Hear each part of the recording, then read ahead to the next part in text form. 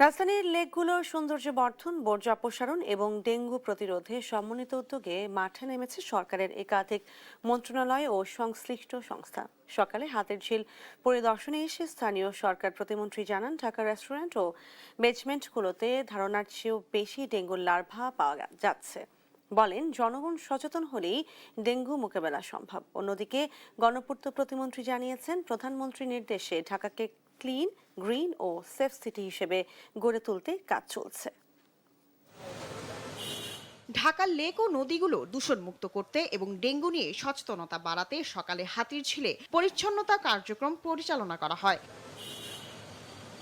পরিচ্ছন্নতা কার্যক্রম পরিদর্শন শেষে স্থানীয় সরকার, পল্লী উন্নয়ন ও সমবায় প্রতিমন্ত্রী মীর শাহে আলম জানান, রাজধানীর রেস্টুরেন্ট এবং ভবনের বেসমেন্ট সহ বিভিন্ন জায়গায় 50% বেশি ডেঙ্গুর লার্ভা পাওয়া গেছে।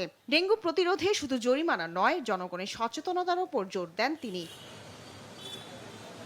আর গৃহায়ন ও গণপূর্ত প্রতিমন্ত্রী সোহেল মঞ্জুর জানান, সরকারের লক্ষ্য ঢাকাকে একটি আধুনিক ও নিরাপদ মেগা সিটি হিসেবে গড়ে তোলা। আর সেই লক্ষ্যেই কাজ করছে গৃহায়ন ও গণপূর্ত মন্ত্রণালয়। অন্যদিকে গত ১.৫ দশকে রাজধানীর লেকগুলোতে আশানুরূপ উন্নয়ন হয়নি জানিয়ে লেকগুলোর আধুনিকায়নে নতুন পরিকল্পনা নেওয়া হয়েছে বলে জানান রাজুক চেয়ারম্যান। এদিকে ঢাকার পরিবেশের আরেকটি বড় সংকট খালের পানি দূষণ। ঢাকা ওয়াসার ব্যবস্থাপনা পরিচালক জানান, ময়লা পানি যাতে আর খাল বা লেকে না পড়ে সেজন্য নেওয়া হয়েছে ২ বছরের পরিকল্পনা।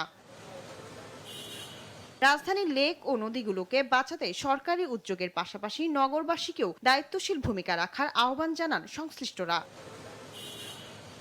শায়লা খান, দেশ টিভি, ঢাকা।